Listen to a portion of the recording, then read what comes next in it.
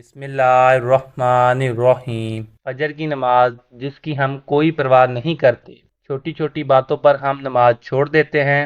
اگر ہمیں معلوم ہو جائے ہمیں اس پر کیا نقصان ملتا ہے اور ادا کرنے پر کیا ثواب ملتا ہے، لیکن ہمارے یقین کی کمی ہوتی ہے کہ ہم نماز چھوڑ دیتے ہیں۔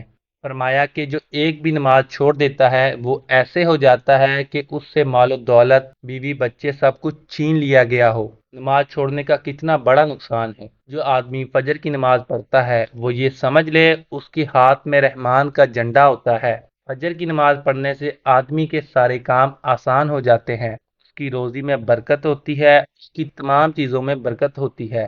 جو فجر کی نماز نہیں پڑھتا اس کے ساتھ شیطان ہوتا ہے۔ ایک صحابی رضی اللہ تعالی عنہم کہتے ہیں کہ نبی کریم صلی اللہ علیہ وآلہ وسلم نے میری طرف سرگوشی فرمائی، یعنی میرے کان میں یہ بات ارشاد فرمائی، یعنی تو مغرب کی نماز کے فرض ادا کر تو یہ دعا 7 مرتبہ پڑھ لیا کرو۔ اگر تو نے یہ دعا پڑھ لی تو اسی رات تیرا انتقال ہو گیا تو تیرے لیے آگ سے چھٹکارا لکھ دیا جائے گا۔ اگر تو فجر کی نماز ادا کر لے، فجر کی نماز ادا کرنے کے بعد بھی یہی دعا پڑھ لیا کر۔ اگر تیرا اس دن انتقال ہو گیا، یعنی دن کے اندر تجھے موت آ گئی، تو تیرے لیے جہنم سے چھٹکارا لکھ دیا جائے گا۔ یعنی فجر کی نماز کے بعد بھی 7 مرتبہ اور مغرب کی نماز کے بعد بھی کسی سے بات کیے بغیر 7 مرتبہ پڑھنی ہے۔ وہ دعا یہ ہے کہ اللہم اجرنی من النار، اے اللہ مجھے جہنم کی آگ سے بچا لے۔ اس سے زیادہ خوشخبری کیا ہو سکتی ہے کہ اتنی چھوٹی سی دعا پر اللہ تعالیٰ اتنا کچھ عطا کر سکتا ہے۔ حضور کریم صلی اللہ علیہ وآلہ وسلم کا ارشاد گرامی ہے،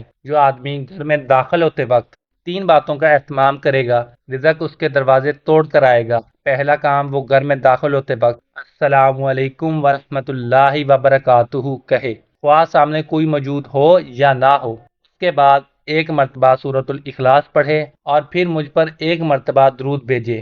ایک شخص حضور صلی اللہ علیہ وآلہ وسلم کی خدمت میں حاضر ہوا اور اپنی غربت و تنگ دستی بیان کی۔ آپ صلی اللہ علیہ وآلہ وسلم نے ارشاد فرمایا، جب تم اپنے گھر میں داخل ہو سلام کیا کرو، چاہے کوئی گھر میں موجود ہو یا نہ ہو، پھر مجھ پر درود و سلام بھیجو اور ایک بار سورۃ الاخلاص پڑھو۔ جس شخص نے یہ عمل کیا، اللہ تعالیٰ نے اس کی روزی میں اتنی برکت اور کشادگی دی کہ نہ صرف اس کے پڑوسی بلکہ اس کے رشتہ دار بھی فیض یاب ہونے لگیں گے۔ اچھی باتیں دوسروں کو بتانا بھی صدقہ جاریہ ہے۔ اللہ پاک کا وہ نام جسے پڑھنے والا یقینی طور پر بے پناہ امیر ہو جاتا ہے، چونکہ اللہ تعالیٰ کے ہر نام کی الگ خاصیت اور علیحدہ صفت ہے، لہٰذا ان کے فوائد اور خواص بھی مختلف ہیں۔ یا رحمانو ہر نماز کے بعد 100 دفعہ ورد کیا جائے۔ یا رحیمو ہر روز فجر کی نماز کے بعد 100 مرتبہ ورد کرنے سے آپ پر ہر شخص مہربان ہو جائے گا اور محبت و شفقت سے پیش آئے گا۔ یا سلامو یہ اسم 160 مرتبہ کسی مریض پر دم کیا جائے تو وہ شفا پائے گا۔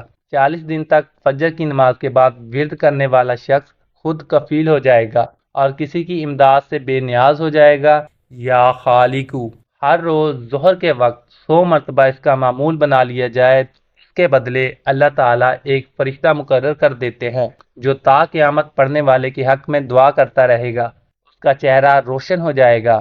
اگر کوئی شخص بے اولادی کا شکار ہے تو وہ 1 سال تک ہر روز 1000 مرتبہ اس کا ورد کرے، انشاءاللہ تعالی انہیں اولاد جیسی نعمت میسر آ جائے گی۔